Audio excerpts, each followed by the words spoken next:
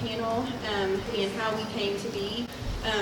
My name is Meredith Martin Moats. I work with the McElroy House, and this came out of some questions in an online group forum for the Russellville area called Voices of the Valley. Kind of questions around, I think that a lot of people have right now, around how is media created, who produces media, how do we share media, and all of these phrases that people have been using lately, like clickbait and fake news and stuff. And so kind of really digging into how is media created and what is journalism really like, and talking to actual journalists who do this every day.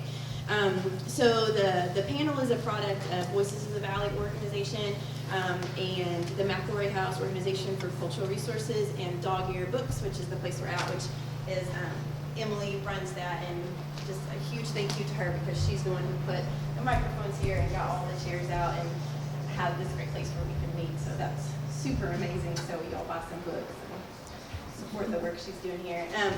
So that's how we came together, and I want to also acknowledge that we were able to do this panel tonight. We're funded by Alternate Roots. We have a small grant from a national arts organization called Alternate Roots, and they work with artists. And so if you're an artist, you should check them out, especially if you're an artist in the South. They offer funding opportunities for artists all over the South. So we want to thank them for making this possible. So I just want to start off by saying, want to remind people to have a really open mind. This is sometimes a topic that is very difficult at times. A lot of emotions can come up, and I think we need to acknowledge that and just be in that space and communicate with an open mind, and jot down any questions you might want to ask later so that you have those resources. And I think one of the things we want to come away from this panel today is resources that you can take home, and increased curiosity, and a desire to read and support reputable news. So start thinking about what resources you all need to be smart consumers of the news, and ask questions around that, and let's together come up with those resources. So we're going to start out with an introduction. I'm going to tell you a little bit about each of the each of the people who are on the panel, and then they're going to delve into their own personal stories a little bit more. Melissa Simpson was supposed to be here. Unfortunately, she's sick. We just want to give a shout out to Melissa. She was supposed to be here, but she could not. But check out her work. So I'm going to start with, skip over here to Travis.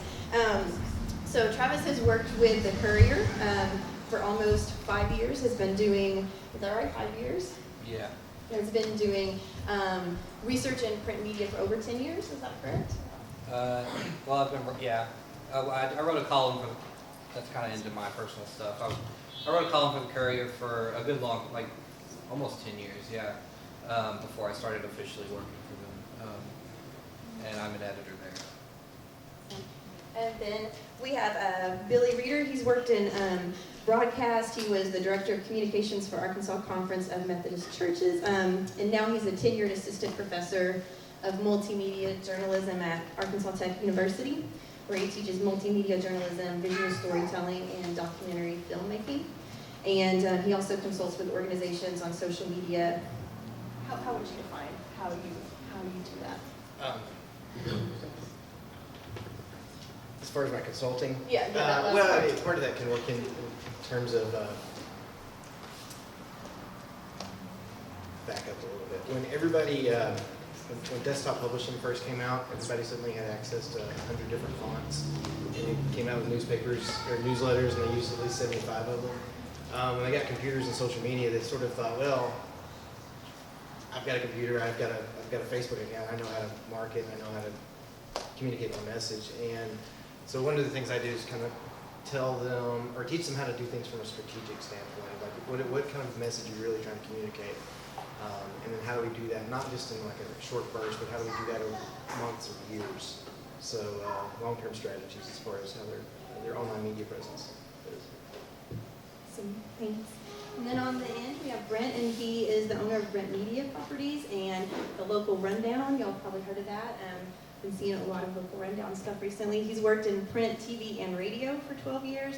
Was a sports producer at KATV, hosted the Sports Guys show, and lots of other things. He has you should read his bio on our blog, but he currently runs the Local Rundown.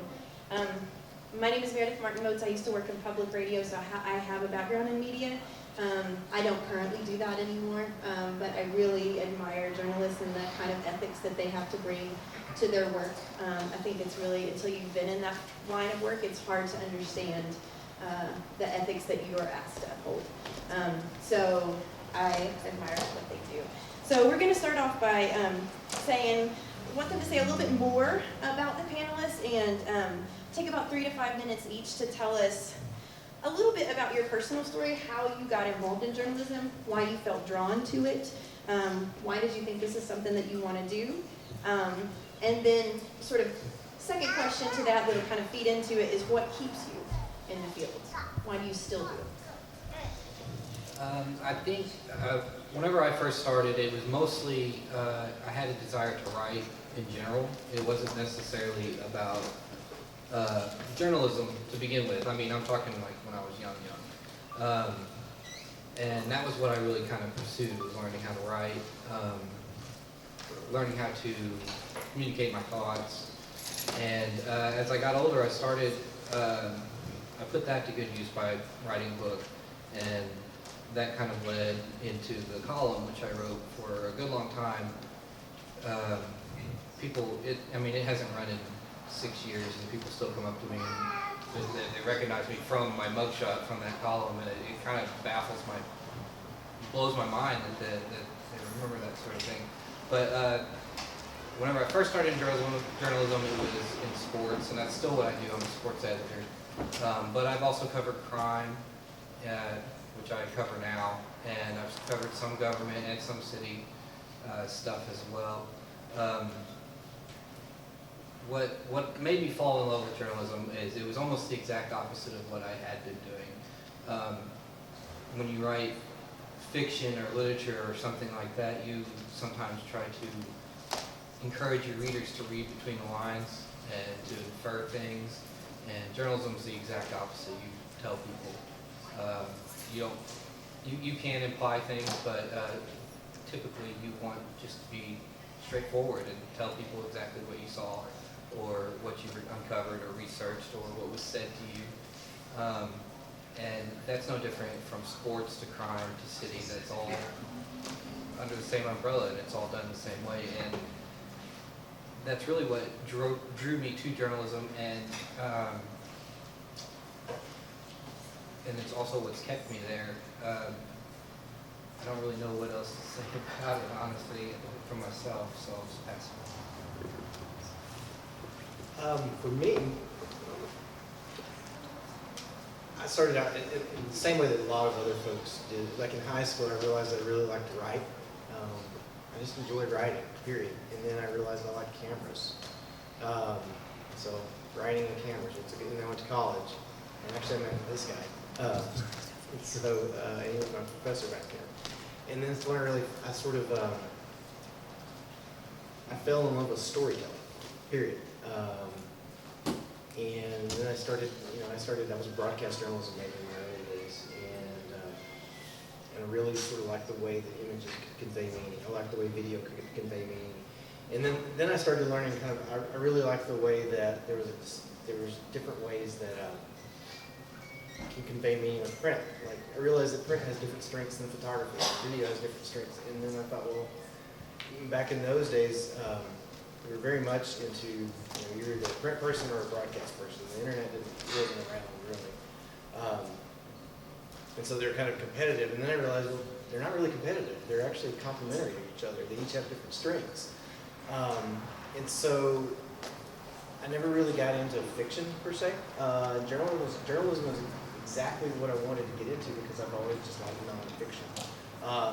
And you can use this opportunity to teach. You can use it as an opportunity to expose people to the sides of the world that they may not necessarily see or seek out themselves. And this is one of the things that kind of becomes a struggle, but a challenge, is how do we find stories, we find interesting people, we find interesting situations that are all around us, and then how do we unpack those stories? How do we we tell stories that kind of show the human condition as it is today. We show the condition of our world, we show the condition of the people who live beside us. And so journalism has really sort of evolved. And it stayed the same, but it's also sort of gained new tools. And I think that's the thing that keeps me going, Matt. And I get some great students, and I get to see them evolve now, and I get to see folks grow up, and I get to see like telling stories that I never would have thought to tell. And I guess that's what keeps me going. It's just powerful play goes on, and we all get to contribute verses. How did I get started in journalism? I was a weird kid. That's actually how it started. You know, there are children that you know that go to sleep. This is a true story. They go to sleep by watching Sesame Street. They go to sleep by watching Elmo. My mother still has the VHS tapes of when I was 2 and 3 years old, of where she had to record 2020 with Barbara Walters and Hugh Downs. That's what I went to sleep to. And I know that sounds strange, and that's because I was a strange child. But there was something about people conveying information to me, even at a young age, that really struck me. My uncle is a history professor at Arkansas State, and I can remember he would bring in books and tapes of different journalists, and one particular time I remember he brought in a VHS recording of Walter Cronkite announcing that John F. Kennedy had been killed.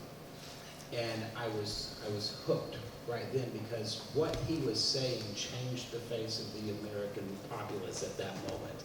You know, but it wasn't just the event, it was what he said, how he said it. It was the fact that he was informing the public, and the way and what he said and how he said it was going to help shape people's opinions on that. Not because he was putting in his own 2 cents, but because he was delivering fact.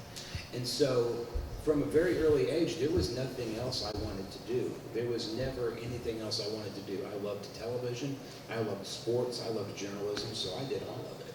I went and I did radio, I went and did television. I got to write some in the print side, and you know, just as Mr. Reeder was talking about how it's evolving and changing, I get to be a part of the process now that incorporates all of those things into one multimedia platform, and it's fascinating because journalism, as much as it changes, it's always the same, and that is fact.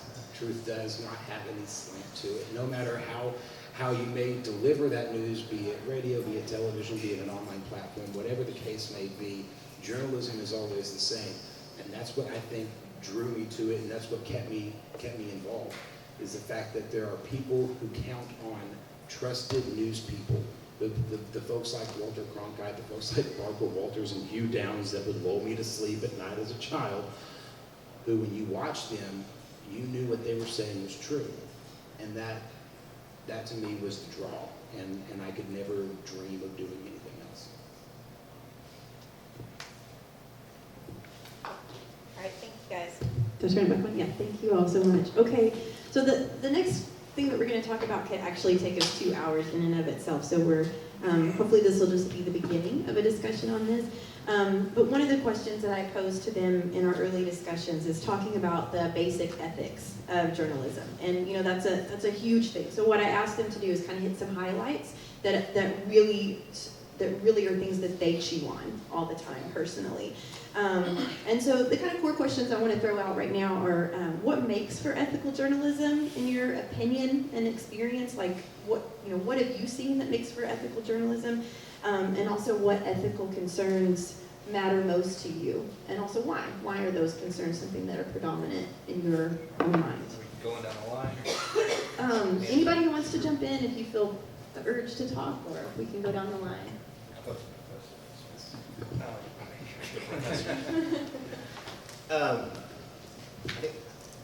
Let's start this kind of a little bit of a longer discussion, because one of the things, when we talk about ethics of journalism, one of the things I think it's important to talk about is what is the role of journalism actually supposed to be, right? I mean, why is journalism even a thing in our society?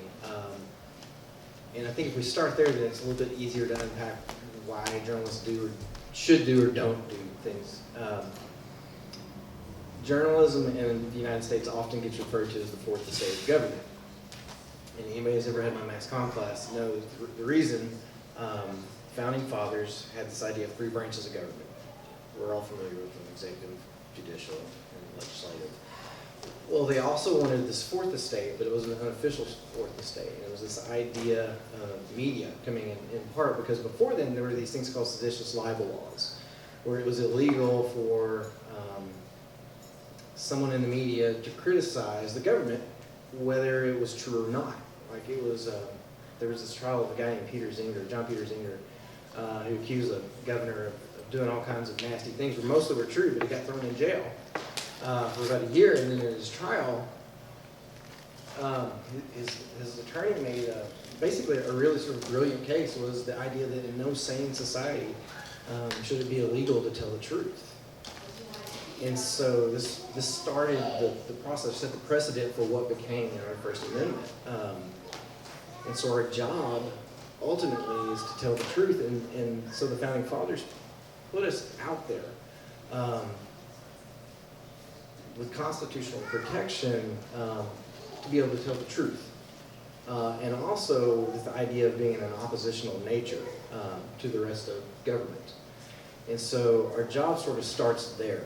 And so when we start getting into ideas of ethics, is how do we either get sucked into being too complacent and being too friendly with the folks that we're supposed to be reporting on. Where's money coming from? When we start getting into the ideas of advertising, you start getting into the money of who you're reporting on and what their position is. Are they paying your publication for something? Can you report honestly on them? And so these are all these, when we talk about what kind of things are constantly churning around in our heads, I think it's important just to start there.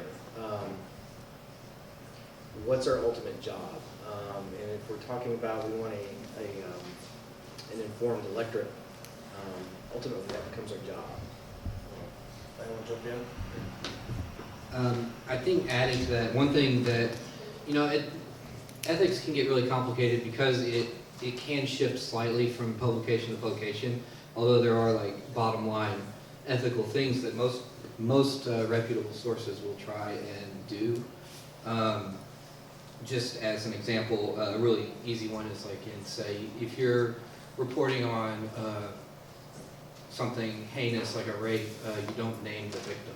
That's a real obvious ethical thing. So if you see a news source out there naming victims of crimes routinely, and it's not because you'll see in there they'll say something like, we're choosing to name the victim because they came forward and they wanted their name to be in this story, and that's a different thing. But that's one of the real across the board ethics things, and there's other ones as well. But also a thing that I think about a lot whenever I think about ethics is conflicts of interest and reputability. And I think most journalists are very concerned with reputability, and that is if you're a known liar, then people aren't going to believe what you write, and you want people to believe what you write, or what you broadcast. If you put out a story that is fake or false, that's why journalists, I think, take it so seriously when people throw around the term fake news.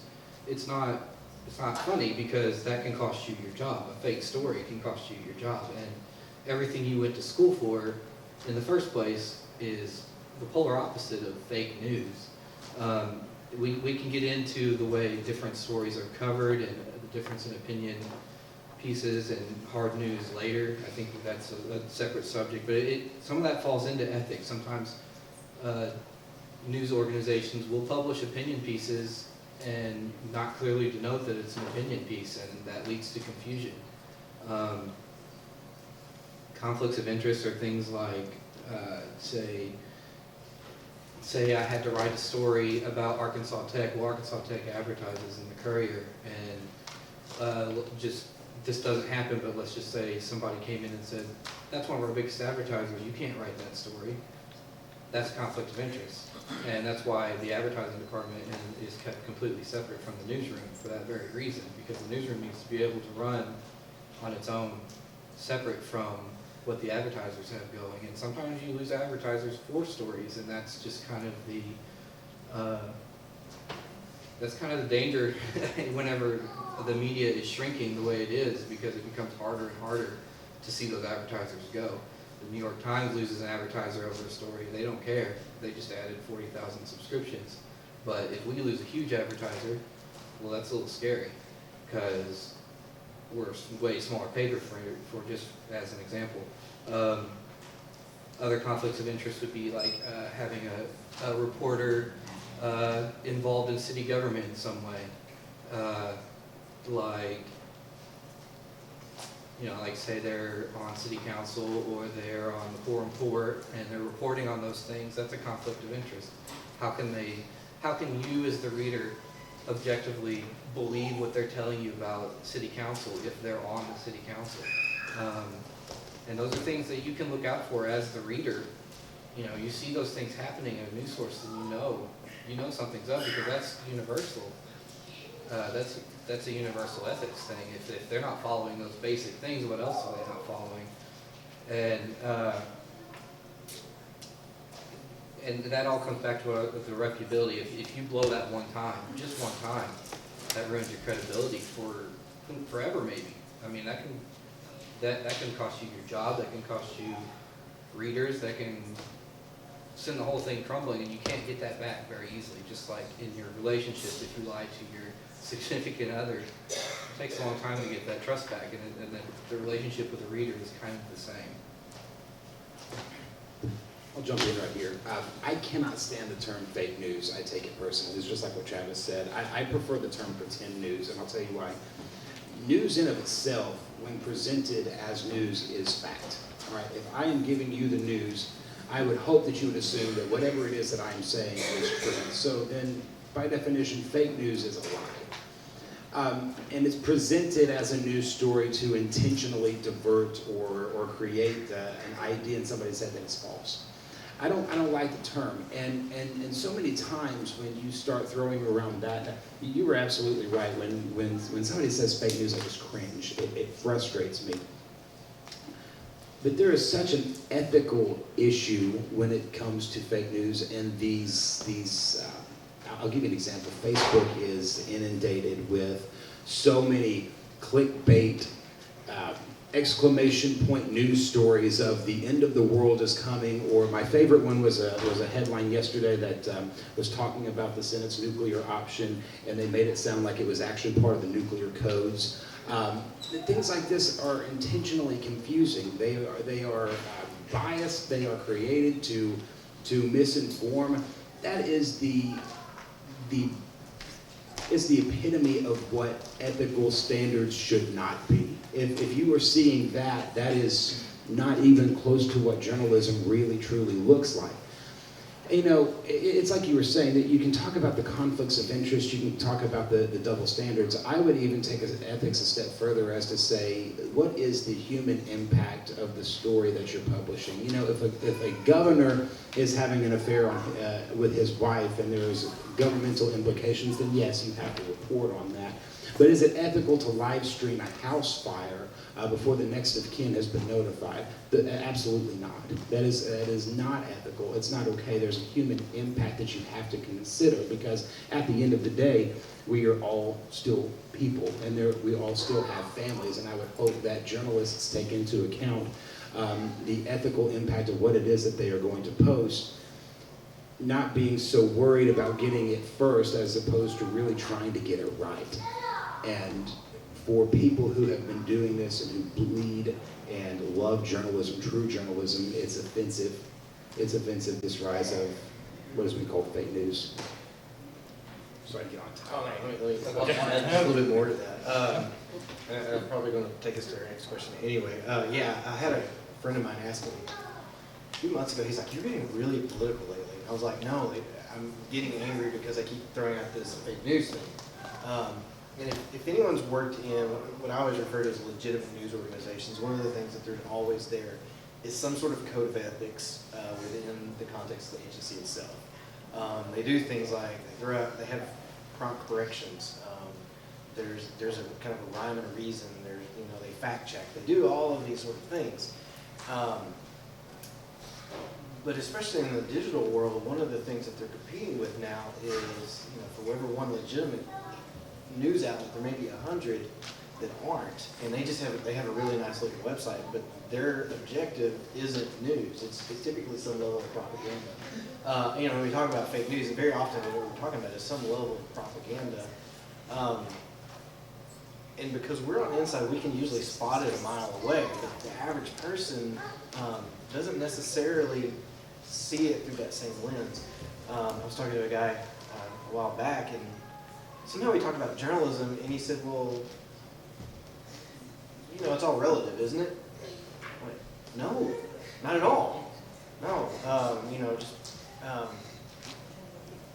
even going back to, and Lord, I hate to even bring this up, but going back to the inauguration of President Trump, when they were talking about numbers, right? How many people were there? And I showed a picture of from the Washington Monument, looking down in the crowd, this number versus when President Obama was inaugurated, this number, and there's obvious big blank spots. They're like, they're lying. How are they lying? That's obvious blank space. I'm not even giving any numbers. I can just look and tell you there's not as many people there because I have eyes. But one of the things that I was really it shocked me, when we're talking about ethics, you've got another organization telling them they're lying about the numbers. These aren't true numbers. They have, and I'm like, no, they're not. They can't. These are factual figures.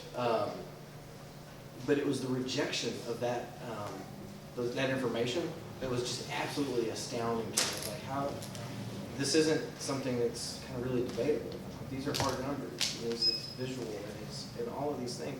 And so one of the things that we have to deal with is, how do you deal with the growing population of people that simply reject fact? And the question is, I don't necessarily always know the answer to that. This might be into the next topic, but you talk about fake news, and one thing I always point out to people is we've always had fake news stories, like we call them tabloids, and they still exist. You can go to the grocery store and buy them, but people could tell that they were fake. You just knew. Everybody knew tabloids were not true journalism. And now I think in the media, or in the digital media age, it's a lot more difficult to tell when something's basically a tabloid in digital form. One thing I always also tell people is you can't get news from a meme, because people share these memes all over the place, and you can't distill a complicated issue into a white text sentence at the top, a white text sentence at the bottom. Whenever somebody's done that, first of all, they're not journalists. They're just trying to make you laugh at a joke, probably. And second of all, if they're not doing that, they're probably trying to mislead you with a lie. And I think that's very important, because I just see it way too much to not say it. So. Thanks. Okay, yeah, that kind of gets into the next two questions, really, and I think that kind of goes back to one of our main goals here, which is to give people tools for being smart consumers of the news. And so I want us to get into some of the basic categories. Like you said, as journalists, you can a lot of times spot things from a mile away. You can see but a lot of us who pick up publications may not be able to do that. And there's a lot of times an intentional gray area going on there. So I was wondering if you guys could kind of talk through some of the basics of how does someone notice the difference between an opinion column or a hard news piece or an investigative piece, which might be different than like a beat report. And then I think is also going to bleed into this sort of idea of the way the internet is spreading these stories and maybe decontextualizing them a little bit. How do we have tools for exposing those and saying, okay, this is an opinion piece. It's not a hard news piece. What are some basic differences between those that we can spot, and then how can we become more educated about spotting them? The first things that occur to me are look at the source, look where it came from. That's the first thing I will look at. If it comes from like superconservative.com, then you know that it's a super conservative spin piece. If it comes from Democrat lovers dot whatever, then it's a left side spin piece. If it's from a website you've never ever heard of, look up that website and see what it's like. You can usually tell in like 5 seconds what their angle is. Or let me frame it. Should always be skeptical. So never take anything just hands down. To sort of get a base of organizations that you really feel are quality journalism. And sometimes if you don't really know, find a good journalist and ask them what they think some quality sources are. I get people who ask that. Beyond that, watch out for any kind of hyperbole in the headline. Like if they use the word destroy in a headline and it doesn't actually refer to a bomb or something, that's an automatic no-brainer. It's out. The other, it's a little more subtle, and I think this is where it comes in, is if the story tries to tell me how I should feel about a story, that's a big clue, and that's one that sneaks in on people. That if they right versus left, or it doesn't really matter, if they're trying to convince me of how I should feel about a news article or something, an event that happened in the world, then that becomes, then you're really starting to get out of the boundaries of what quality journalism would be. I want to touch on something neither one of you guys touched on. I had a debate with a guy the other day, and it's an ongoing debate. He said, I get my news from John Oliver. If you don't know who John Oliver is, he's the host of Last Week Tonight on HBO. It's a show similar to The Daily Show, The Colbert Report, The Late Show with Stephen Colbert. Even if a story or something that you are consuming is based in fact, you cannot assume that it's still news. Mainly because things like The Colbert Report and Last Week Tonight, that's not journalism, because there's still a clear spin on it. And you can argue, well, Fox News and MSNBC, yes. Understand what journalism is before you start, and even really where you're going to find your facts before you trust a source. I find Colbert and I find Oliver very, very funny. They're not where I get my news. It's not a source of real news because it is clearly based and biased in slanted material, all right? And so there's some danger to that, because if you start looking at something like satire and considering it as fact, you will have a slanted view of facts. And not to get too political, we call those alternative facts, and those are not true. So we need to make sure that everything that you're consuming, even if it is based in fact, Travis is right. 3 sources is absolutely a golden rule for anybody who is writing a story. Fact check, double check. But even for the consumer, when you are starting to see something that doesn't add up, I'll tell you this. This is what I do when I'm looking at a national story. I'll read Fox's take on it. I'll read CNN's take on it. I'll read MSNBC's take on it. And from each one of those, I can pretty much figure out what happened after I've read all 3, for the most part. It's just one of those things where you have to understand that even if it's rooted in fact, it's not always completely fact, if that makes sense. I can only really talk on this from a print perspective because I don't have any broadcast training, so maybe you guys can kind of follow up with the same. But in print, a reputable news source will always tell you whenever a story is an opinion or a fact. If you look, if you're not, I say reputable. That's the key there. If you look at just like the Washington Post may post a story and it's a it says whatever it says about Donald Trump or whatever the administration, and if you read the little caption, it'll say something like so-and-so writes in today's opinion column, and you look for that stuff because that's your easiest way. They're telling you right up front because they don't want to mislead you. Like if they're being ethical, they don't want to mislead you. They want you to know this is an opinion. And if you're looking at an actual print newspaper, there's the front page, which is all news. And then inside you might have a community page, which is like pictures of the prom queens or whatever. And then the next page will say opinion in huge letters at the top. And everything on that page is an opinion, I promise you. And everything on the front page is hard news. And it's divided that way so that people don't get confused. When you read an opinion, you can clearly pick out stories. You can easily pick out stories that have opinion injected into them.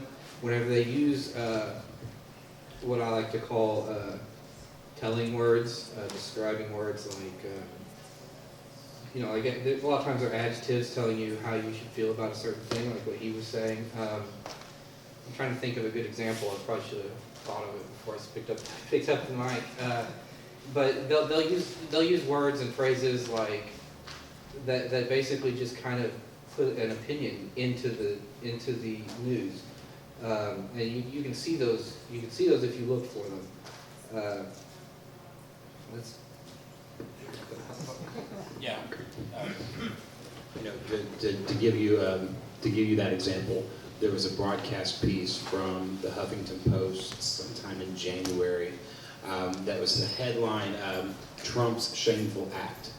And it was talking about the affordable health care, death in the Senate and the whole debacle that was the health care bill there for a little while.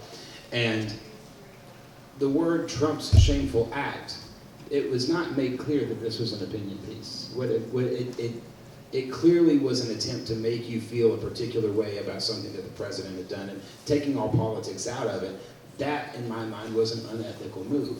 You use the headline Trump's Shameful Act. Well, there are conservatives who believe that what Trump did was exactly in line with what it is that they believe. So despite your conservative or your liberal thought process, that headline was biased. That headline was hyperbole. That headline was propaganda. It was just a good example of what it is that you were talking about, but it was also there was also a broadcast piece, and it was about a 2-minute video, and I think it was Huffington Post that did it. Now that I think about it, I'm not sure if it was Huffington Post, but it's still one of those pieces where you look at it, and it's clearly trying to tell you how you should feel about an issue. And that's not journalism. It's like what Mr. Reader said, it's propaganda. And I think one of the things we need to think about is the difference between truth and fact.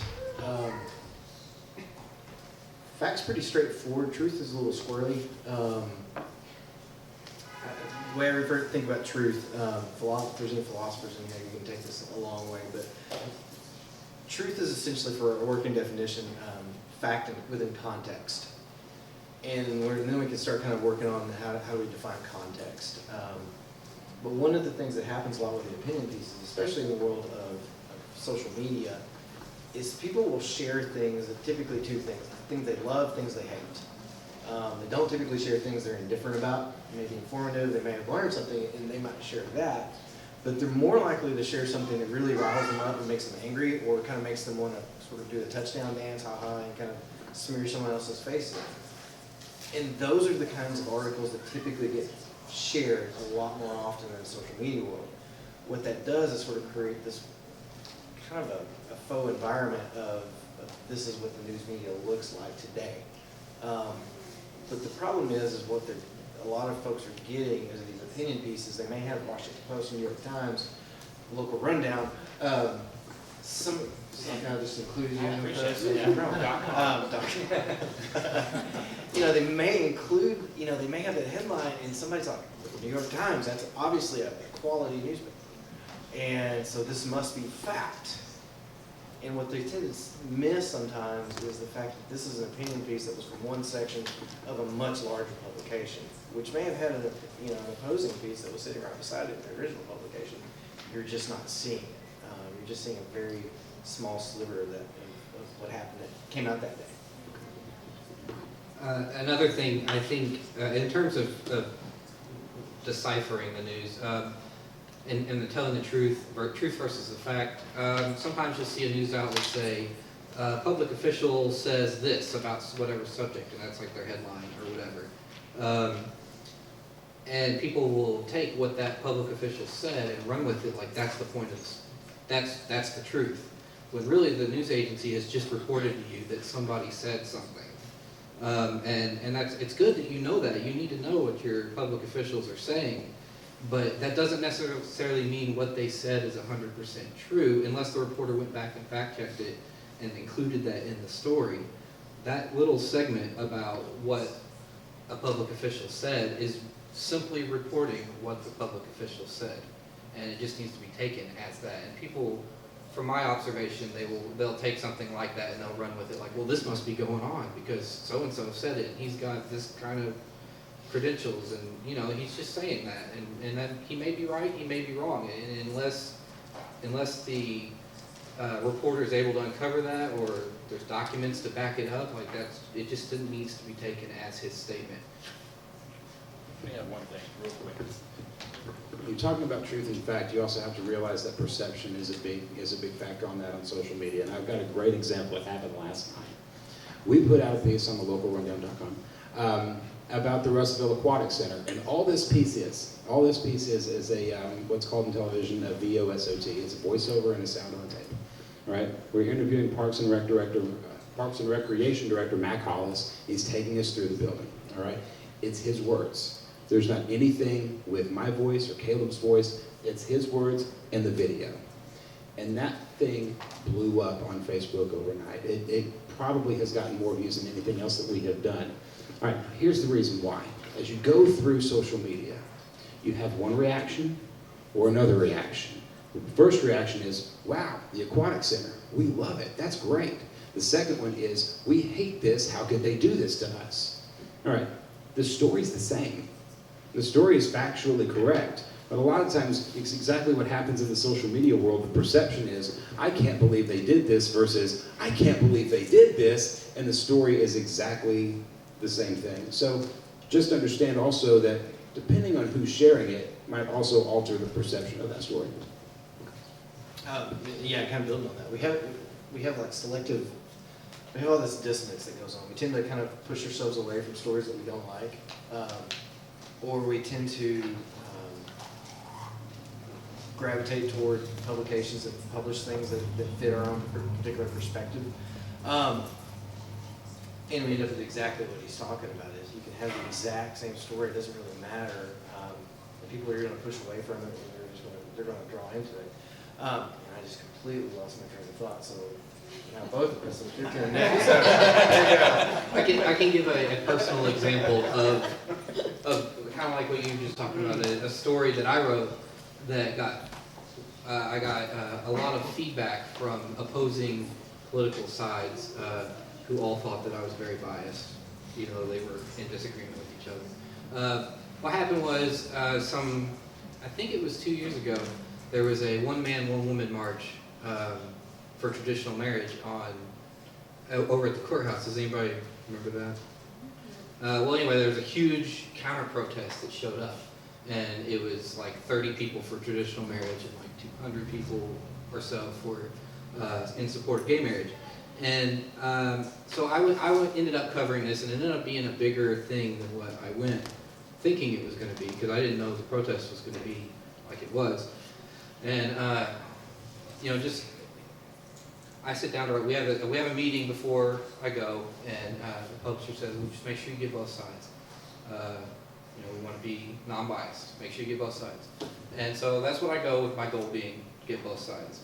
And I go and I take pictures, like hundreds of pictures. I interview like 15, 20, 30 people, and I put this story together. And I think when I write it, you did a really good job, Travis, getting both sides of this issue, this complex issue.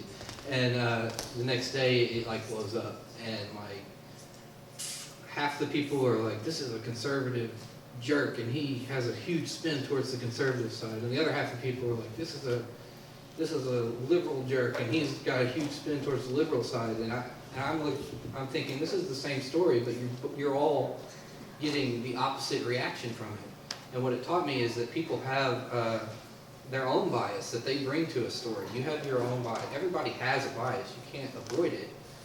Even journalists have a bias. They work actively to not use their bias, but you can't. It's human. It's human nature to have a bias. But we bring that bias to stories that we read as well. And you need to be aware of your own bias and what that is, so that you can realize when it's kind of going off like an alarm. Like when you're reading something and you were raised, say, ultra conservative, and it's starting to get under your skin because it maybe makes you feel like it's attacking your personal beliefs. Well, take a step back and realize that that's your bias coming in right there, and maybe that story was well written and well represented on both sides, and it's you that has brought this to the story, because that happens. And the other thing to realize is that we were joking earlier, none of us have been invited into the Illuminati yet. Whenever you read a story, well, maybe you have. Can't say. Next on the local rundown. Check it out next week. Journalists are people. I mean, sometimes they just make a mistake. And it's not all some big elaborate conspiracy where all these people got together in the newsroom and said, we're gonna spin this story this way and we're gonna really take them down because we hate this guy.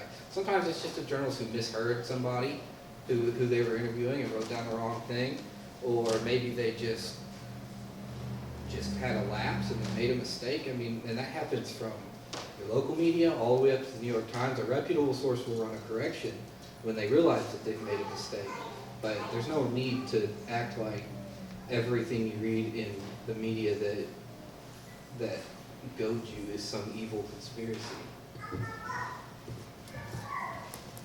Yeah, that's exactly what we're talking about. It makes the kind of the hair on the back of my neck stand up when I hear the media. Yeah. And I always I follow that. Who exactly is that? We know them, the media, especially sometimes the liberal media. Exactly who is that? Because really what you're referring to is literally thousands of news organizations, from one or two person shops to a company with thousands of people, and they're all doing their own thing. And we don't have a giant chat room where we sit and just, some of us do.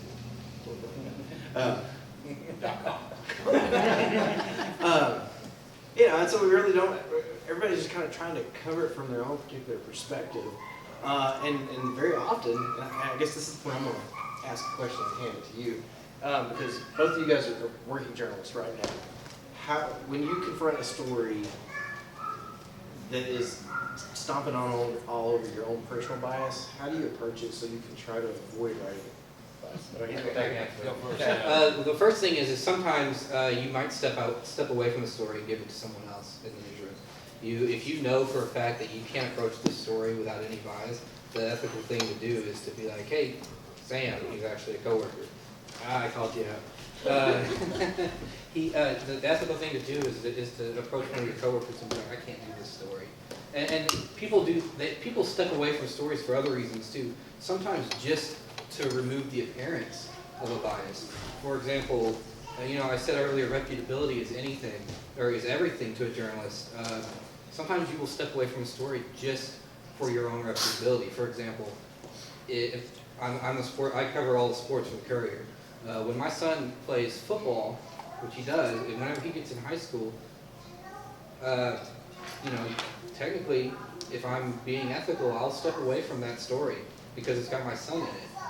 And I don't want the readers to be like, well, how come his son's name is 6 times in this story, and my son's name is only 1 time?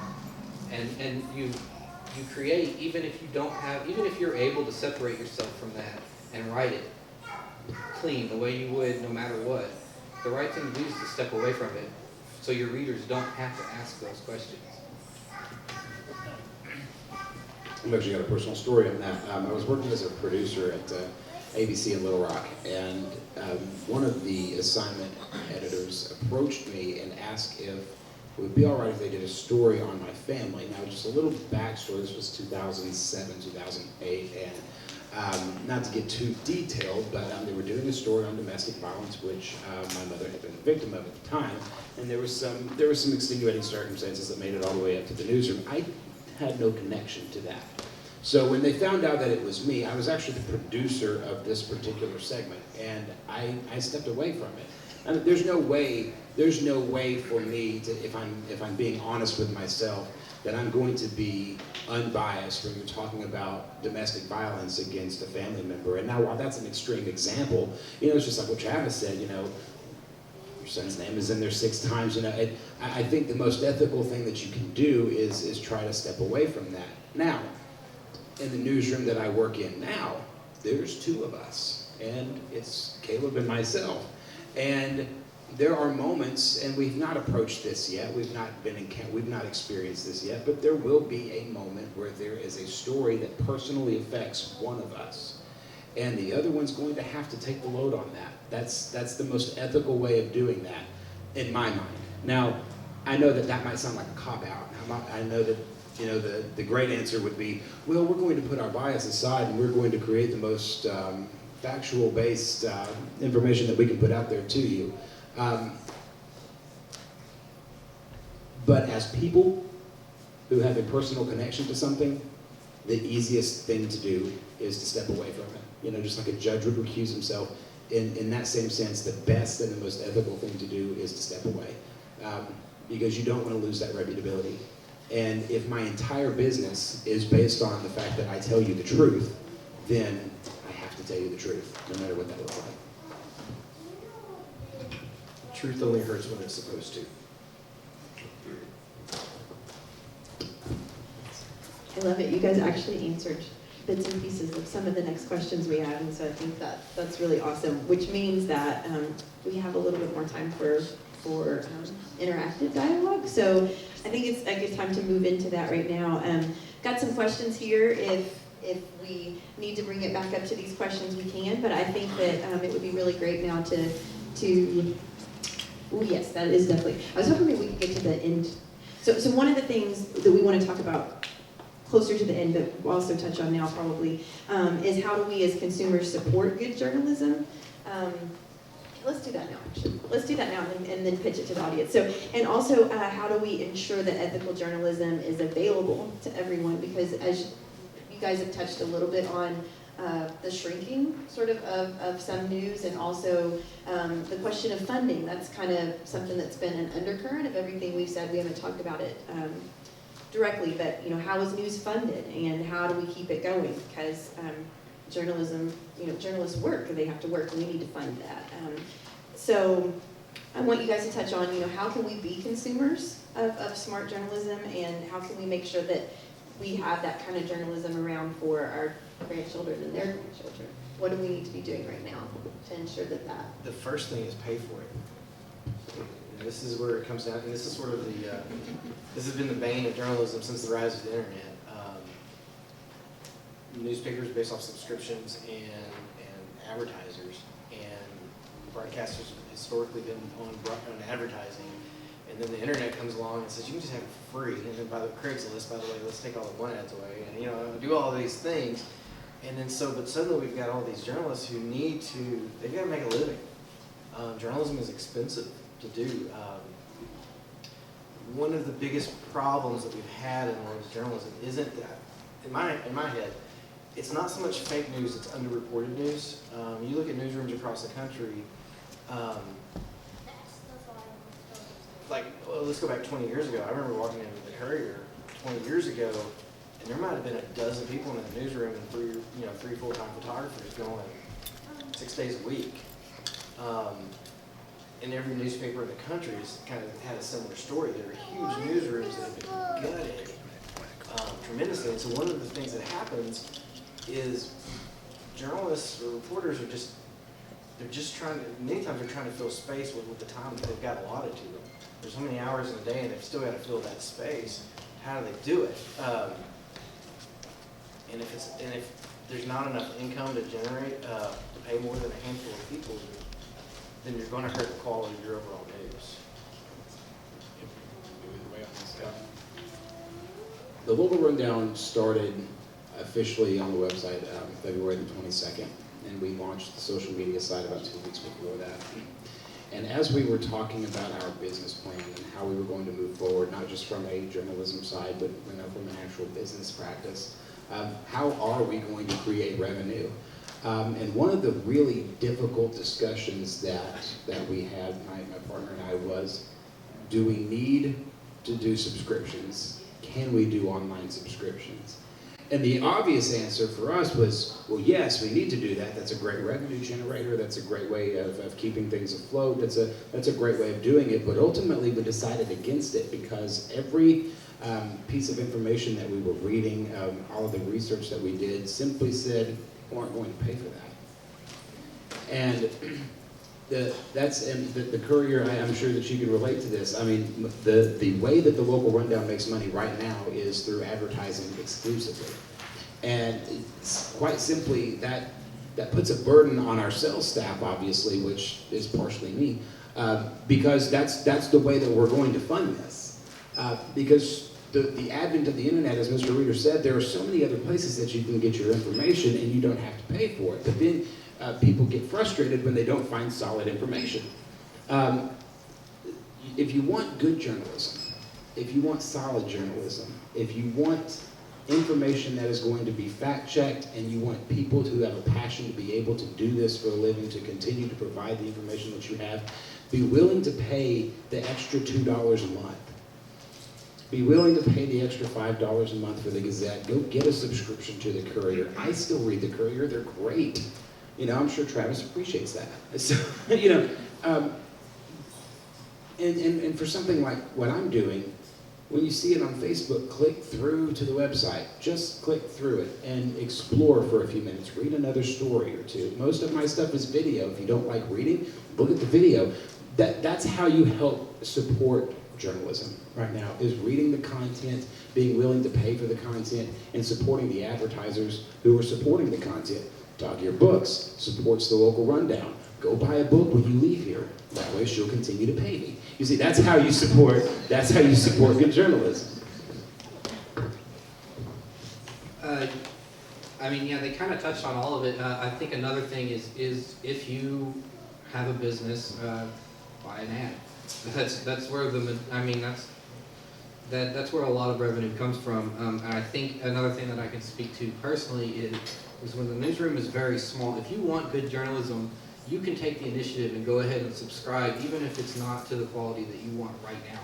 As long as you trust that that organization will grow to that quality. If you trust those, you know, because what happens in a small newsroom is one journalist ends up doing the job of 5 journalists.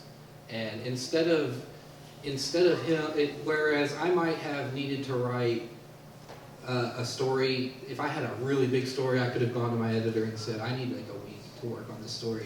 And he would look at it and say, this is a big story, you have a week to work on this story. And you could go that in depth. Now, I have to write 2 to 4 stories a day. I mean, and think about what that does to your ability to research a story. And if you subscribe to the newspaper or to whatever media outlet, local media outlet you prefer, they can afford to hire more reporters, and they can take that burden off of other reporters and start doing better journalism. Because I guarantee you the journalists that work there, work in any newsroom, do it because they love journalism, and they want to do those in-depth stories.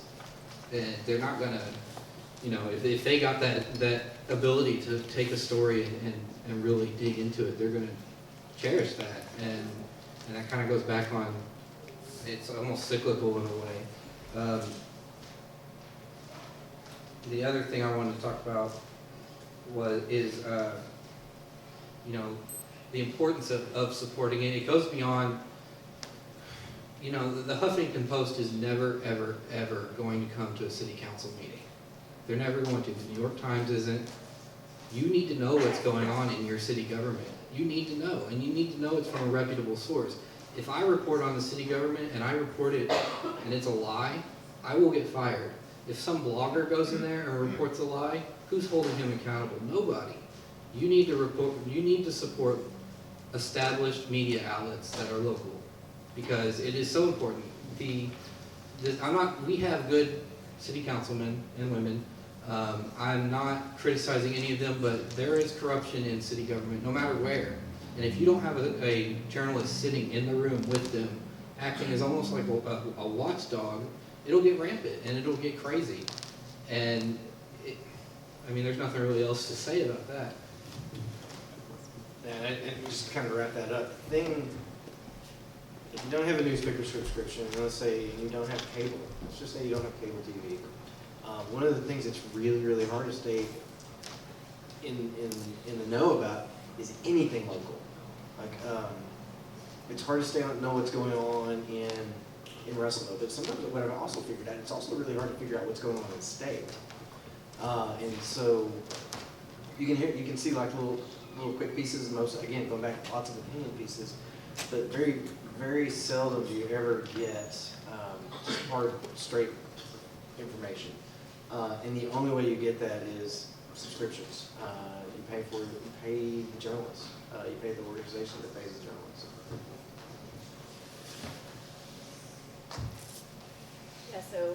Yeah, so I'm hearing community support and is a huge thing. And I know from my stint in public radio, we had a lot of people critique our work a lot of times, and they often were people who were not paying, supporting the local station at all with, and so when you are supporting the local station, your critique went a lot further because we knew that you really did care about what was being done and you wanted to see it be. But you're supporting that they're striving to get there, and it's like an investment in that, helping organizations get there. And I know a lot of people have been doing things like maybe you don't have money to buy a subscription yourself, but if you are someone with money, buy everybody a subscription that doesn't have one. Use that money and invest it. Yes, do that. Yeah, I just Buy wanted, everyone for their birthday. I just wanted to add, because I work for the newspaper, I obviously have a bias about subscribing to the newspaper. But I wanted to add, no matter where you live, if you subscribe to your local newspaper, read your local newspaper, print journalism it needs to be supported in the same way the arts are supported. It's where, in my opinion, and that's the reason I went into print, it's where the best news is dug up. That's just my opinion. I know you guys are broadcast people. Would you like to respond? Oh, would I? No, yeah, actually, if you really want to talk about that side of it, watch your television nightly news and see how many times an anchor will cite the Boston Globe or the New York Times or the Miami Herald. Print news is still where most of the best news is done. And so I won't give you a whole lot of flack for that, but I will expect a shout out pretty soon. They do great work. Thanks. But I will say this, for somebody who is online, there is no subscription base for the local rundown. There's not. And we're not going to go the route of PBS either and say this story is brought to us by viewers like you. We're not going that route either. So the easiest thing for you to do for somebody like us is click through when you see it on social media. Go by and just check us out. Once every 2 days, that click, here's what that click does. That click tells an advertiser, my money is being well spent. And so that's the easiest way for us to make money. Now, I will also say this. I'm not in this business to make a whole lot of money because I picked the wrong business to do that. And I think anybody who has ever worked in journalism, unless you went national, and even if you went national, they're going to tell you, yeah, well, you're not in this for the money. You want to have a roof and you want to be able to eat. And if you can have those two things, all right, you've pretty much got it. And at points in my journalism career, that's about all I had. There is a real passion for people who do news and do news correctly. It is nothing for me to work a 15 or a 16-hour day. And I don't feel like it's work because what it is that we are doing when journalism is done right is a public service. There's no question about that. So whether it's the Courier, whether it's the local rundown, whatever it is, if you support it, if you believe it, then do what you can do to get people involved in supporting that. Because good journalism doesn't have to die. It doesn't. I have one more thing I want to say. Another way that you can support journalism, and this is free. Just interact with your media outlets. Send letters to the editor. If you see a story that you think or an opinion piece that you disagree with, please write to us and tell us, and we'll publish it. As long as you're not dropping F-bombs every couple minutes, But that's one way you can support media as well, is by sharing, letting people know that you're reading these stories and you have your thoughts on it too, and that helps us also gauge our readers to know where they're at with these stories. And if they start asking the same question over and over again, then we know, well, we need to do a story on that. And that's also where stories come from a lot of times. If you're sitting in court every day and you're seeing that they're doing charges for heroin 9, 10, 20 times, you need this story on a heroin epidemic in Polk County.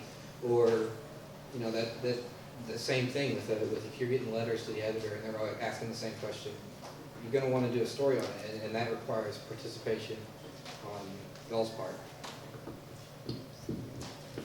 Yeah, I love that point. Continually letting the media know what the concerns are in the community, asking them to cover that. Okay, so let's kind of pitch it to the audience and see what questions you all have, or the panel, or thoughts that have been kind of stewing while you are listening. Yes. First editorial comment and then a question. Feeling a bit old school, I am really concerned about the state of journalism. You guys are in the crosshairs, created by an element that I think is using journalism as a defense mechanism for their own shortcomings. But I wish you strength and fortitude to stay focused on the story.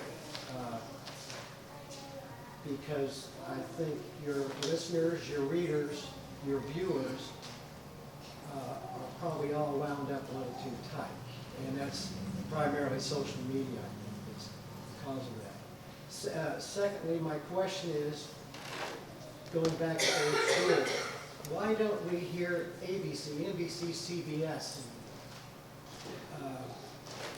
What happened to those institutions, those three main pillars of the news, the Cronkites, the David Brinkley's? Why didn't they evolve? There's a few reasons. First, thank you for your editorial. There's a few reasons. One of the big things that hurt the broadcasters was the dawn of the 24-hour news cycle. 1980 CNN came online, and we suddenly ended up with news 24 hours a day. Now, the advantage of having set broadcast times or set print times is you typically have 12 to 24 hours to research, right? And so this whole process of coming up with a good story and good ideas. Suddenly now, the rise of the 24 hours was they were competing with organizations that had already scooped them on the story 7 or 8 hours before they went. And the other side of that is during those other 24 hours or 23 hours of the day that the 24-hour stations are broadcasting, there's a lot of digs going on. Why we're better than them, why we're better than them. And they're not defending themselves because they're not on the air. And so they started, and the other part of the 24 hours is, it was a rise of entertainment type journalism, infotainment. It may have been more interesting, but it wasn't necessarily more fulfilling. And they were having to compete with that. You watch those HBO series called The Newsroom, it was really about the entire sort of, what do you do with a cable news network that really isn't invested? One other thing, broadcast organizations, going back to the beginning, you go back to the guy like William Haley, Fathers of Broadcasting, they were using publicly owned airwaves originally, or they still are. But the deal was with them, they got to use those airwaves for free. As a result, they worked out a deal with the government that they operated with interest, convenience, and necessity of society. In other words, their broadcast had to be good for society. And they had to be able to prove this year after year that they were doing their job, that they were holding up their end of the bargain. Once you moved into the cable world, the cable networks weren't operating by them. They weren't using publicly owned airwaves, so they didn't actually have to operate by the same ethical standards. They didn't have the same mission. And in many cases, they're operating, this is one of the big things that people didn't realize, is a lot of these companies, they're owned by very large corporations that may or may not have journalism as the center of their focus. And when that happens, suddenly you've got a really credible news organization that it's kind of like being the one healthy food store on the block, surrounded by a bunch of fast food joints. They're cheaper and it may taste better, but it's not going to make you well. And so when they're feeding people information, we're trying to feed them healthy information, but it just may not always taste as good. Right. One of the things I add to that, if you go back about the last 15 years or so, 2 of the 3 networks that you mentioned have come under scandal. I think it was 2003 where Dan Rather was in trouble with CBS Evening News for falsifying a government document for part of a story. He was replaced by Bob Schieffer, and then Katie Couric took over for the CBS Evening News. CBS took a black eye for that. NBC, Brian Williams, just a few years ago, and he became a butt of every journalism joke ever. Just simply because he used hyperbole in a story, and so NBC News as a whole, as a division, took a hit just simply because of the exaggeration of one anchor. And so when you have two of the three major networks going under scandal for using hyperbole or for exaggerating or for straight out falsifying documents, you're going to see a decline overall in the reputability of all three networks. The only one that really didn't come under major fire was ABC, but even with ABC, you had Peter Jennings, you had Charles Gibson, you had Diane Sawyer, and now David Muir. The complete changing of the guard at ABC helped hurt them quite a bit as well. So you also have to think of the extenuating circumstances. Two of the networks lied, and one of the networks had consistent turnover. So that's part of the reason why over the last 15 years you've not seen them evolve.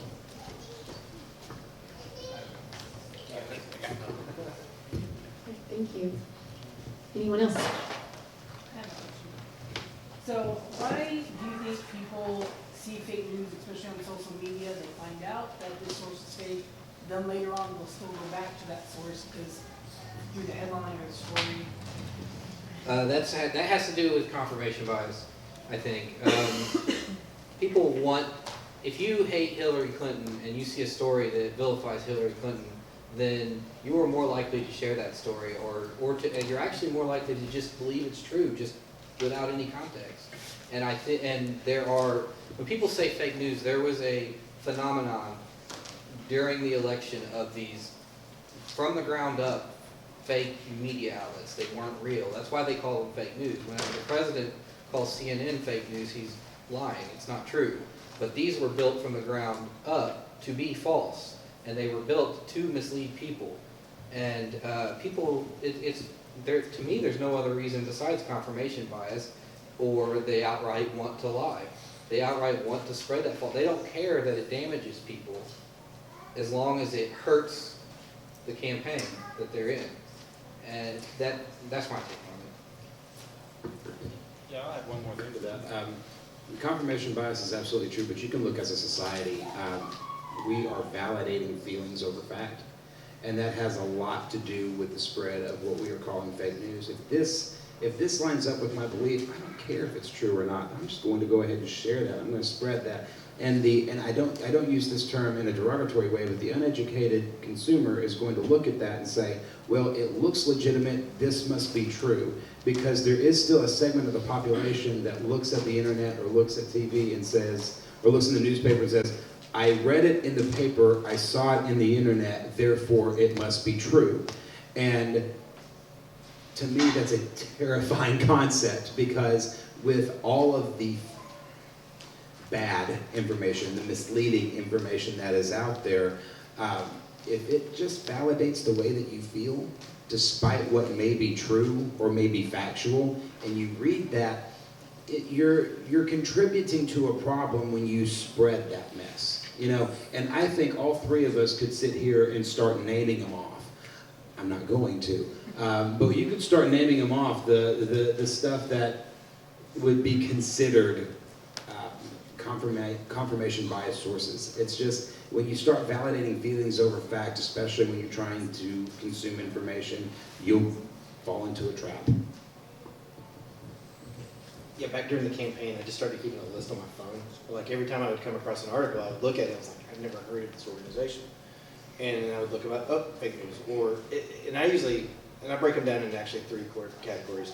Fake news is exactly what Travis said. There's absolutely no legitimacy to it whatsoever. It was designed to spread lies, and usually for some sort of strategic, sometimes political reason, and sometimes just because somebody thought it was funny. And this is the other part. This is one of the things we keep saying. I just did it because I could make money because they realized that they could generate income based on web traffic.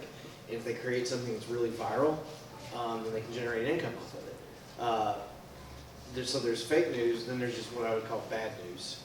It's just too heavy in opinion. It's a lot of hyperbole. I mean, they take some level of fact and then they just blow it out of proportion. And then there's when we get into the quality stuff. But these guys are exactly right. As when you talk about confirmation bias, is the idea of the dissonance. We gravitate toward the things that we want and that agree with us and give us personal validation. See, I thought that all along. This is what I believe, therefore it must be true. And, if this is about, somebody I hate, then that must be true too, because they're just validating what I already want to believe. And so, and this is the other thing, nobody wants to be confronted with information that contradicts their own personal feelings and their own personal values. You kind of start splitting hairs. Think about why we have so many different sort of denominations in Christianity. Because we have all these different varieties, and sometimes churches split because they get confronted with the idea of this conflicts with my own personal belief. And so rather than deal with that, we just split off. We run into the same thing with information. I get confronted with information that I don't want to believe, I just reject it outright because it emotionally, physically, mentally hurts me to try to come to a different viewpoint, because especially if it's been ingrained, sometimes it's cultural, and we get hit with something that vindicates us, we feel good. If we get something that contradicts what our grandma or grandpa taught us, then suddenly we have some kind of trauma that kicks in, and we want to get as far away from that as we can. This is related to your question, but not exactly on the point. All of you have confirmation bias. All of us also have confirmation bias. That's human. I think to be a good consumer, which is kind of the point of this whole panel, is recognizing that you have that. Recognizing that the Huffington Post or MSNBC is, I think that's probably a better example. MSNBC is the Fox News for the Democrats. And just because they are saying all the things that you think doesn't mean that there's no bias there. And just because it feels so true to you doesn't mean it is true. It's just you have to recognize your own confirmation bias so that you can basically fight against it to become a better informed person. Thank you for that. Anyone else? I think one of the best ways to support print journalism and good journalism and social media news is to support public libraries, because people who can't afford the New York Times and the local paper and don't have a computer can access all those things. So we need to talk it up. Yeah. We need to have outstanding public libraries. That's true. That's true. Every day, if you've never been in a library, if you walk in every day, they have all the newspapers, all the local ones, and some state papers, and then also national papers. And you deserve to be informed, whether you have the money for it or not. You deserve to be informed. Go to your library and read. And there are no grocery store, what do you? Tabloids? There are no tabloids in the library. Yeah, no I tabloids. mean, last time I looked. Yeah, and I think on that note, one thing that I think would be really cool if we could talk about, as a group, is compiling some information like that as a community. Like, where can you go? Like, here, where, like, the public library is a place. Where are some other places? What are some news organizations that you all trust? And start creating maybe some local information that we can have. Because, like you said, it's sometimes you don't necessarily know that information is out there, and I think that we need to create local resources for that. Make sure that people know exactly how they can access it. Thank you for that. Who else? There's an axiom that truth shall set you free. But how do you discern this? This is quite a problem. I mean, you can have censored news, which you haven't been talking about too much. You can have biased news, which we've talked about quite a lot. And you can have perception news, which we've talked about quite a lot too.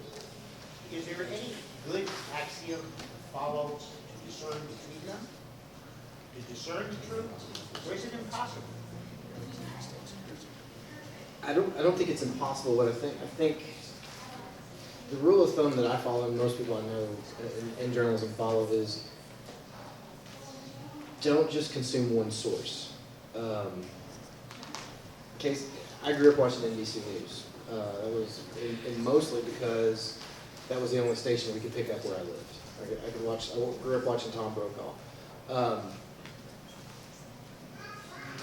But to kind of lead you sort of going back to what Drew said, there were some scandals and some things that have gone on. Like NBC, one of the major owners of NBC for years was General Electric. Right? And back when the recession hit, the Great Recession, one of the stories that came out of all of that is how many billions of dollars General Electric made in profit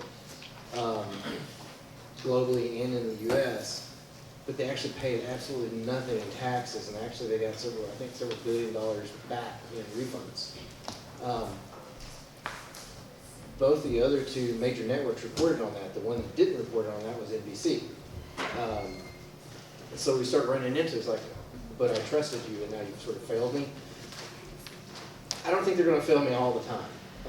And so what I always do, one of the things, I try to always find sources that are as far away from their own personal bias as I can. Like I want to find somebody that doesn't have a dog in the fight. Right? So sometimes I'll go to like BBC. If I want reporting on American politics, sometimes my source of news is a non-American news source. And the big thing is just, like everybody said, read 3 or 4 different versions of the same story. And usually you'll find truth somewhere in the middle. Like I said earlier, truth is fact and context. And so, but my context versus his context may not always agree. But if you start seeing the places that they cross over, I think that's the best way. I think that one thing people misunderstand about a story sometimes is what is being reported. They will take, sometimes a story will put together all of this information for you to be informed so that you can decide what you think about that. And they're not necessarily telling you, they don't want to tell you what to think. They want to give you the facts so that you can think on it yourself. A newspaper or a media outlet is not going to report something concrete as a fact, an apple is red, unless that they have concrete evidence that it's red. Just as an example, whenever I report on a crime, for example, I'll take what's in the police report, and we're reporting what happened according to the police, and the story will read that way. It'll say, according to the police, this happened. Allegedly, this happened. People will get angry because they say, well, you don't know this other thing that happened too.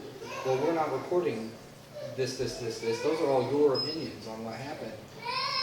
That's not what we're reporting. We're reporting what's in the police report, and that's it. That's all we're saying. This person was arrested. This is what the police report says. That's all we're saying. And people read between the lines too early sometimes and think, oh, well, this obviously happened, but that's just a preliminary story about somebody that was arrested, and that applies to all kinds of areas of reporting. Somebody, like I was saying earlier, they will report, so-and-so said this. Well, the reporter has told you a fact. So-and-so did indeed say this. The quote itself might be wrong because that person was wrong. Unless the journalist went back and fact-checked that quote, it stands just as that quote. And a good journalist should fact-check their people, but that doesn't always happen. There's not really too much to add from what these two guys just said, but I would say from a process standpoint that a lot of times, we have to try to take a step back and analytically look at what it is that we're putting out. Because a lot of times I think you can get, and maybe you've experienced this, you get so caught up in the quality of the writing, the quality of the footage from a broadcast perspective, this is a really good piece. This is really, really solid. If they had an Emmy for digital media, which I don't know if they do, but we're submitting if they do, we should win one. I don't know that there is a hard and fast axiom for what you're asking, Mr. Perry, but what I would say is that a true and a real journalist will always believe that fact has no slant. And that's indiscriminate. This is a fact. This is what happened. And there are going to be moments of conflicts of interest. What you mentioned, and something that we've not really talked about, was compressed news. Editors who say you can't run this story because of an advertiser. I think Travis touched on that a little bit. It is what it is. Fact has no slants. That's what we live by. I think we try very hard to put things out there with that filter. Touching on what you just said about like censored news, an editor or a publisher coming in and saying, you can't run that story, that's one of our advertisers, or I know that guy, he's my friend. You know, from a reputable news source, that doesn't happen. That's where the ethics,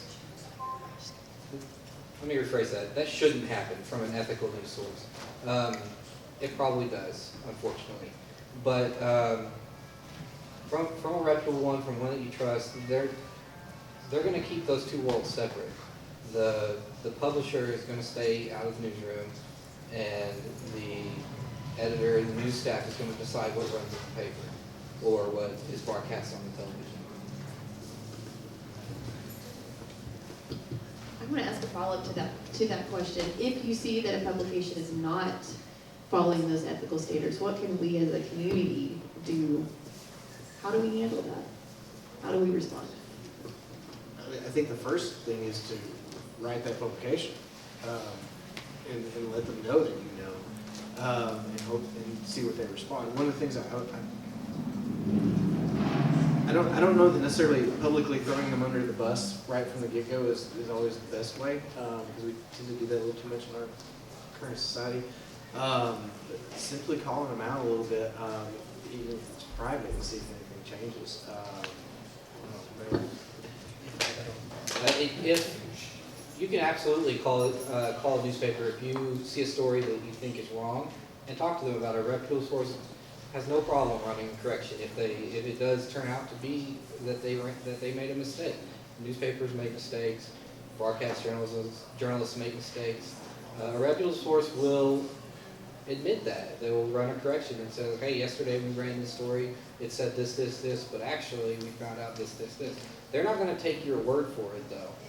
Like, if you just call and say it, they may take that seriously and dig a little deeper, but if you just call and yell at them and then hang up, they're going to be like, that guy was crazy, you know? So you need to have maybe some kind of evidence to show what you're talking about. As far as if you know something unethical going on, I personally would click the unlike button and stop following them. Stop commenting on their stuff, quit giving them a means to be an organization. If they're repeatedly being unethical, they don't deserve to be in news. Because people that are repeatedly unethical, as he said, journalism is a public service, they're doing a public disservice. And I personally am offended by it.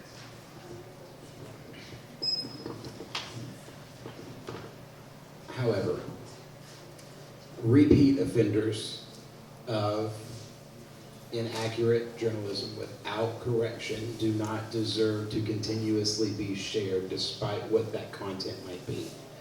And I know that that's a hard and fast, maybe even controversial statement, but the fact of the matter is that if I make a mistake, my whole job is to make sure that I'm telling you the truth. So if I make a mistake, it's not only my ethical duty, it's my professional duty to say, I made a mistake, that's on me, my fault. If I'm part of an organization that is consistent in inaccuracies, then I'm going to stop sharing that. I'm going to stop the spread of that. And maybe I'm not the person who's going to completely stop it, but I'm at least going to do my part to say, no, this is not good. This is not accurate. This is not factual. And spreading incorrect information is exactly what Travis said. It's a public disservice. The public has just as much of a role in creating ethical news as it does the spread of unethical news. And so if you are finding that it's wrong, stop sharing it. Stop putting it out there, no matter what that content may be. Especially if we're getting around online sources. If it's a local source, I mean, sometimes you literally can just pick up the phone and Travis wrote a story, you can pick up the phone and call and talk to Travis about it. Yeah. You're talking about some sort of national news outlet or a website that's publishing stuff. Sometimes you can't always do that. Again, sometimes you can. But especially I know quite a few people who are in journalism if you start seeing stuff that gets passed around that's just full of garbage, I guess the nice way to say it. I know I have at some point. I've just gotten where I start repeat offenders, and sometimes it's repeat offenders, not news organizations, but particular people. Sometimes these people are aggregators of bad information, and they're sharing it out, and it's gone. Would you say that places like BuzzFeed or yellow journalism, clickbait journalism, do you feel that? Well, I say journalism. Do you believe tabloids do have a place somewhere in the market? It's entertainment. Yeah. As long as you read it knowing it's entertainment, that's fine. There's no reason anybody should stop reading something that's entertaining to them. I personally don't like any of those things you just named, but some people do, and that's fine. I really was a long-time reader of the Weekly World News. I love that. I mean, because I wanted to know where the Bat Boy was and who was living with Elvis, and all these things. I think one of the things that's important when we think about sort of the state of our news today, we've been here before. You go back early 1900s, you have the rise of William Randolph Hearst and Pulitzer. There was some major yellow journalism going on at that point. We had newspapers were publishing a lot of the same kind of stuff that we're reading today. And they weren't really bound by a lot of these ethical guidelines they were just trying to attract readers. They were trying to get just people. And they may have inadvertently started the Spanish-American War as a result of that. Oops. Roosevelt was happy. But this, and so kind of after that, there was a sort of in-house, kind of getting the heads together and say maybe we've kind of been pushing this a little too far. And so what happened really, it wasn't the public that sort of cleaned up journalism after that. It was the folks inside, and they sort of collectively, I say we, I wasn't there, sort of collectively started writing down, rules of engagement, right? So we get Society of Professional Journalists. We get organizations coming together with very specific ways to behave. And one of the things that, and more specifically, these are the things that clearly distinguished those newspapers and broadcasters from the tabloids. Like I said, the Inquirer is the Inquirer. The thing that makes those a little bit weird is like the Inquirer, especially. Most of the time, it's junk, and every now and then they come up with a story that's legitimate, and that gives them just a touch of credibility that makes people want to jump on board. And I think that's kind of the problem. Is sometimes they get out of their lane, they forget that they're entertainment, and they start blurring lines a little bit. Anybody else? Mine is more with journalism being a more dominated male field, and with it slowly turning towards the female-dominated, resurgence of women actually coming into the field. Do you feel that there's a bias currently in the media because it comes from a male perspective? Are you saying there's a male bias? There's male wording, there's male language, there's male thought behind how they report into a story. I'm not going to answer that question. We're talking about the rise of the female journalism. Journalists, one of the things I will say is in 2 of my journalism classes right now, both of them have about 30-ish students. Both of those classes, one of them I think has 5 males in it, 5 guys, the rest are girls. And so when we talk about who's coming up, it's all women. So I'll let them answer the other side of it. So, Travis? I would say if they're, it really depends probably on the media outlet. Some, I think anybody who's writing a story has their inherent bias that they can't help. So like what you're saying, like if I write a story about an issue, I can only pull from my own experiences to write that story. So that's why hopefully most reputable news sources will try to build a diverse newsroom for that reason. It doesn't always happen. I think that what you said probably does happen to some degree, but I don't think it's necessarily, except unless it's like Breitbart or something, like a purposeful, like, evil thing. You know what I mean?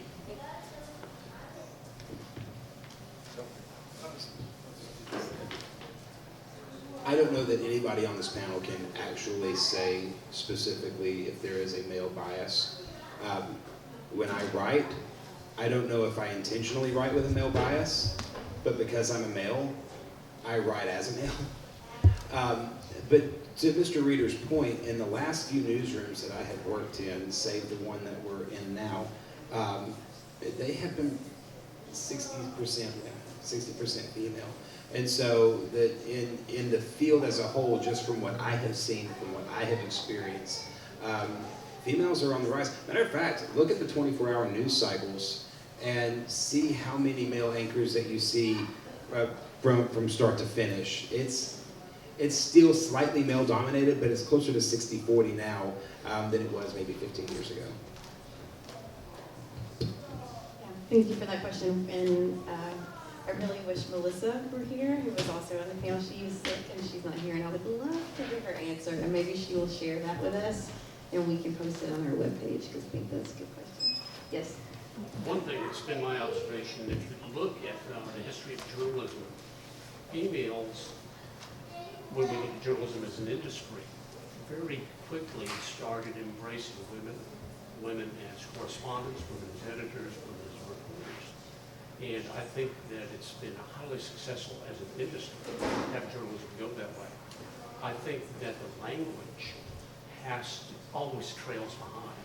But I think clearly the Associated Press has always tried to adapt language for diverse things, but it won't happen overnight. But I think there's sort of a momentum that moves along that way. Yeah, I think journalism will always, reputable and respectful journalism will always support diversity and support just the broader issues that way. It just doesn't happen overnight, based on what I know. Other questions? At the Courier there, you have your local, you open the paper and you've got your national stuff in the back. Are you buying those? Or are you We're copying? Associated Press members. Oh, so but you just get it for free, or you just copy and pay? How does that work? The Associated Press is a wire service, and so they have their own reporters that it's not free. We pay to be a part of the Associated Press, and basically what they do is they from all their members they take stories and they share it, so that stories that I have written in Arkansas have been republished in Louisiana and Oklahoma because of the Associated Press. And then they also have their own reporters, and we have access to those stories too, which is how we cover national news and state news, honestly. One thing I want to add about the Associated Press, one thing we try to do, and I think most, is we try to do something we call localizing national stories. So we'll see something on the wire, and we'll think, well, how does that impact people here in Russellville or in Darnell? We try to do stories from that angle. But is that an individual story that you're buying, or you're buying like a membership? It's a membership, and every year you pay, and then you just get as many stories as you want. Yeah, it's every year you pay, and then there's like different levels of it as well, and I'm not sure what level they are. I just know that. Sorry, anyone else? I want to take a few minutes towards it. One of the things, we said at the beginning we wanted this panel to do is be able for you all to go home with resources. And I think part of that resources is putting a human face to who creates the media that you consume, and actually knowing who these people are. And so I know we have Johnny over here, who is the editor of About the River Valley. Do we have other people here who are creating media on publications? Our local writers who would be willing to admit to being local? Okay, awesome. So I had talked to Johnny beforehand about maybe standing up a minute and telling us a little bit about the River Valley, and if there's anything that you all would like to share as well about. I think it's really important, if we're going to talk about holding one another to these ethical standards, we have to move past abstractions of who are really behind publications, and especially in a small community, I think that's maybe doable. Maybe it's not so doable in a larger community. And so, would you care to stand up just for a second, introduce yourself, and tell us a little bit about, and if you all would like to share something as well, that would be awesome. Johnny Stein, I'm the managing editor of About the River Valley magazine. I don't really call our work journalism. We're storytellers. our tagline is reflecting the character of the River Valley, and so that's what we do. We do interviews with local personalities. We go look at stories from unique perspectives. We try to find things that kind of fly under the radar that don't get in headlines at the Courier. And we often tell from a first-person perspective. That's probably a big reason why I can't call what we do journalism. There is always, in a first-person perspective, some kind of bias coming from the reader or from the writer, and that comes through pretty clearly to the reader. I've been in publication for over 10 years now, and cover, I guess, about 5 counties in the area. We go all the way to Franklin County and Conway County, some in Newton County, Fort Shell, Poe, Johnson. Huh? Is that it? Okay. Again, I wouldn't really, I don't know how you would define us. Maybe someone on the panel could help me out here. Did you say it's gonzo journalism? Gonzo journalism? I think we have maybe stuck a toe into that and would like to do some more of that later on, but we're a little too, no, not there yet. No. Yeah. So you can all form journalism now? We do feature, it's a magazine, so it's, feature stories, 1,500 word count, usually sometimes over. Again, it's not really journalism. We're not investigating anything. We're not going in doing, it's all of a lighter nature.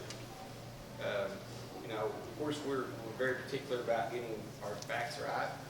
That's something that I'm a real stickler on, that in quotes. But again, we're not digging for anything. We're not trying to bring anything to light other than maybe some interesting stuff going on here in the River Valley. Would you all be willing to stand up and introduce? So my name is Caleb Paranay. I work with Drew. I went to school. Billy Reeder was my professor. I went to tech for broadcast journalism, but I'm generally behind the scenes. Someone has to film when we do broadcast, and I mostly edit. But I would say that every single news outlet here has its place. We specialize mostly in broadcast stuff and then online a little bit of writing. Not a great writer myself, but and Travis and Sam are great writers at the Courier, and they do a wonderful in-depth job with everything that they do.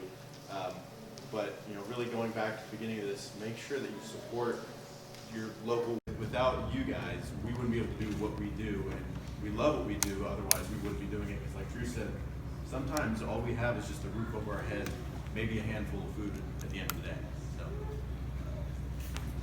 For the record, I am paying Caleb. Let's make that clear.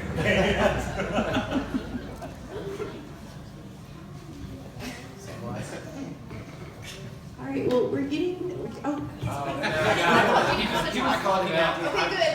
I want to say, hi, I'm Sam Hoytington. I work part-time at the Courier. So I guess I have the luxury of saying that I don't write 2 to 4 stories a day. But I guess the only thing I want to say is that there's an email address under every byline. And I think it would mean a lot sometimes if you said that was a good story or that was a really bad story, and let me tell you why. Please don't just, that's just We like to put Sam on the stories that step on toes because we know he's temporary. temporary. But I don't know. I don't know. I think it should be more of a participant sort of thing. A lot of places have hired audience engagement people. The Courier doesn't have that. But if you want a stake in what's being said, you should say something when you see something. Yeah, when you see us post on Facebook, send us your photos of the first snow or whatever. Send us those photos, please. And two, there's an interesting point. There's a mic. There's an interesting point to that too. And I don't know if I should even really say this. I'm going to. I share articles from the Courier on my personal page all the time because there's really good stuff on there. Travis has shared some local rundown stuff. I don't know if I was supposed to say that, but there's something that everybody I think needs to know here, that the people that are in this room who are members of the media, it's not a fist fight every time we see one another. We actually like one another. At least I like you guys. I mean, y'all may not like me at all, but we support each other because there is one thing that unifies us, and that is we want it right. And at the heart of all of this is a public service. You need to know what's happening in your community to actively and properly engage in your community. And so, you know, when Caleb stands up and says that everybody has their place, I absolutely believe that. Radio station, Johnny Story does a great job with the news reporting that he does at River Valley Radio, an incredible job there. I mean, every single media outlet that is here, whether they have been here for 25, 30, 40 years, or they're brand new and they're in week number 8, we have our place. And I'm excited to see that there are people and there are journalists in this community who care deeply enough to get it right. And competition's good for everybody. It's great on. Yeah, the ATU accreditation things, you know, I helped spearhead that with her, and it's frustrating, but it's also really good for everybody. Well, you beat us a lot, so it's okay. We'll be able to do that. And to be transparent, I write for Johnny's magazine sometimes. I'm a human This is interest. what we do if you see us around town. We do 11 months. Again, you know, we do feature stories. Try to go in depth with some interesting folks and things going on in the River Valley. Free. Yeah, they're free. They're free. We really want you to get a subscription.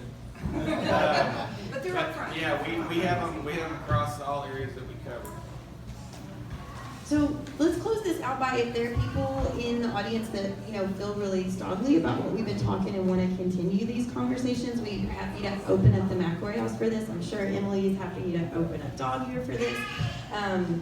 And keep these going, and also maybe think about some local resources. Would love for y'all to make a list of trusted publications that y'all go to that we might can have on hand at the McElroy House to, you know, place giving people some real concrete information and move past some abstraction. So if that's something you think you care about, you want to be a part of, like, I'll put a piece of paper up here and just leave your name and contact information, and we'll get together and continue that. And I want to thank all of our panelists. They were awesome. Thank you all so very much. And everyone, thank Emily. Like I said, she did all the behind the scenes, all these chairs, everything was Thank you all so much for coming, and stick around and we'll all visit.